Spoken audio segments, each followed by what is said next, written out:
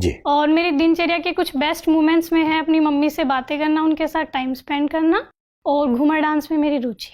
ठीक है, तो आप पहले प्रयास में आईपीएस बनी है, ये आपका सेकेंड अटेम्प्ट है? Yes sir. अभी आपकी क्या उम्र है? सर 24। अच्छा, तो ज्वाइन क्यों नहीं किया आपने अभी, क्योंकि आप ये मेंस दे रही थी इसलिए? Yes sir. तो कब ज्वाइनिंग की इच्छा है आपकी आईपीएस को? सर ज्वाइन तो कर लिया, लेकिन अभी मैं लीव पे हूँ। अच्छा, ज्वाइन कर चुकी है, Yes, तो आप आईपीएस हैं पूरी तरह Yes, से, इसका yes. मतलब ठीक है। तो दिव्या, आप हरियाणा राज्य से हैं और हरियाणा में ऐसा कहते हैं कि लोगों की मूल प्रवृत्ति में या मूल प्रकृति में शौर्य और साहस की भूमिका ज़्यादा रहती है। Yes sir. उसका सम्मान भी ज़्यादा है, और आईपीएस की नौकरी शौर्य और साहस के लिए सबसे अच्छा मंच है यस भारत सर। में। इतनी अच्छी नौकरी वही पहले प्रयास में आपको मिल गई, आप वो छोड़ के क्यों आईएएस में आना चाहती हैं? आईएएस ही आपकी प्रेफरेंस होगी ना इस बार? Yes sir. क्यों आना चाहती हैं?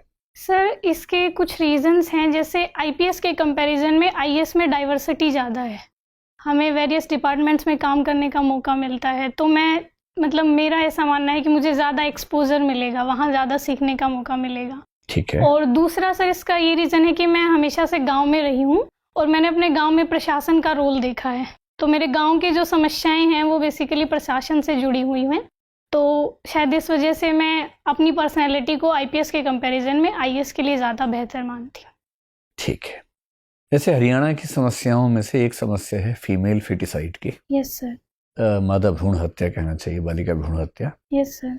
आप एक पुलिस अधिकारी के तौर पर पीसीपीएनडीटी एक्ट को ठीक से इम्प्लीमेंट करने में भूमिका निभा सकती हैं। Yes sir. ताकि कोई भी अस्पताल, कोई भी लेबोरेटरी भूल से भी ऐसी इंफॉर्मेशन किसी होने वाली माँ को ना दे सके कि उसके पेट में, गर्भ में मादा भ्रूण है। Yes sir. या कोई हॉस्पिटल एबॉर्शन सिलेक्टिव तरीके से ना कर सके। बिल्कुल। आईएएस के तौर पर आपकी भूमिका थोड़ी बढ़ जाती है और आपको ऐसी स्थितियां बनानी है कि ये समस्या जड़ से खत्म हो जाए। Yes sir. तो मुझे बताइए कि अगर हरियाणा में मादा भ्रूण हत्या की समस्या को जड़ से खत्म करना हो और आप मान लीजिए कि मुख्यमंत्री ने आपको विशेष रूप से ये एक प्रोजेक्ट दिया है और 5 साल का समय दिया है और फंड की कोई कमी नहीं है, तो आप क्या स्टेप्स लेंगे कि हरियाणा से ये समस्या खत्म हो जाए? सर इसके लिए मैं कई लेवल्स पे काम करूंगी। सबसे पहले मैं कोशिश करूंगी कि जो भी पीसीपीएनडीटी के प्रावधान हैं उसके बारे में सर सबको अवेयरनेस हो, पेरेंट्स को, हेल्थ ऑफिशियल्स हैं, जो अल्ट्रासाउंड सेंटर्स हैं, सब जगह, कि क्या उसके लीगल एक्शंस हो सकते हैं इसके खिलाफ। दूसरा सर, जितने भी अल्ट्रासाउंड सेंटर हैं, अगर मुझे कोई भी इंफॉर्मेशन ऐसी मिलती है कि वहाँ ऐसा किया गया है तो मैं तुरंत उनका लाइसेंस कैंसिल कर दूंगी।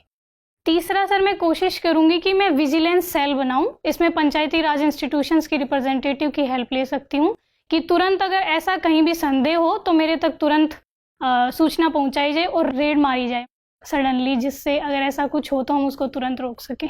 मुझे ध्यान है कि हरियाणा के एक लेबोरेटरी के एक व्यक्ति से मेरी एक बार बात हो रही थी और मैंने उनसे पूछा कि क्या सरकार इस चीज़ को रोकने में सक्षम हो पा रही है पीसीपीएनडीटी के प्रावधानों के अनुसार?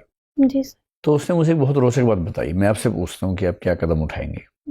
उसने बताया कि लेबोरेटरी में डॉक्टर्स और जो स्टाफ है वो पैसे लेता है मरीजों से ये बताने के लिए कि भ्रूण मेल है या फीमेल है।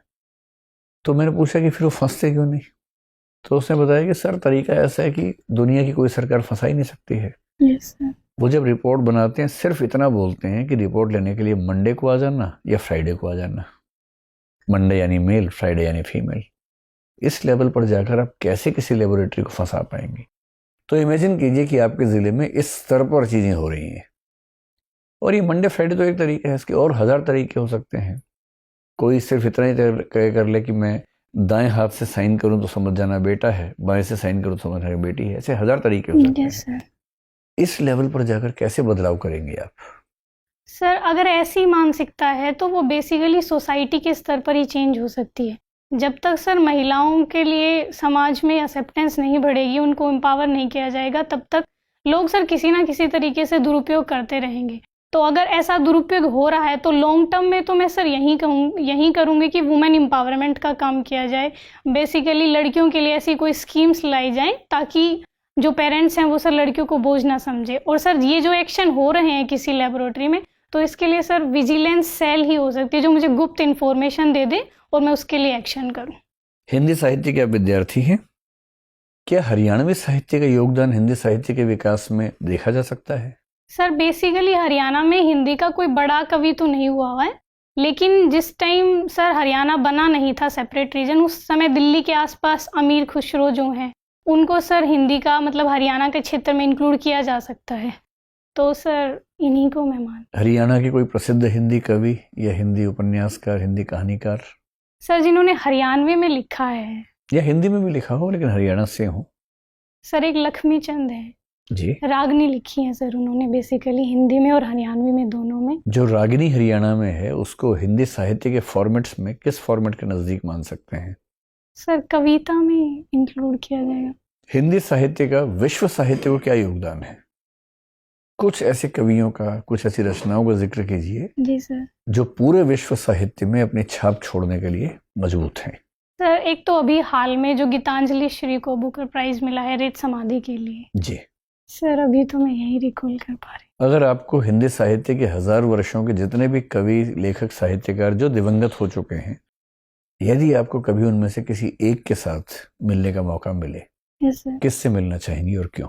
सर मेरे प्रिय कवि सूर्यकांत त्रिपाठी निराला जी हैं, तो मैं उनसे मिलना चाहूंगी। तो निराला जी के बारे में 3 ऐसी बातें बताइए कि हम भी उनको पसंद करने लगे सब लोग। सर एक तो जो उनके राम की शक्ति पूजा है, उस वजह से जो उसमें ओज दिखाया गया है कि किसी भी स्थिति, चाहे हमारे लिए कितनी भी विपरीत स्थितियां हों, फिर भी हम अपने मनोबल से हम स्थितियां अपने पक्ष में कर सकते हैं। ठीक है, यानी कि एक अच्छे मोटिवेटर थे। Yes sir. एक बात हुई, और बताइए। दूसरा सर बेटी के लिए उनका जो प्रेम है सरोज स्मृति में जो दिखता है,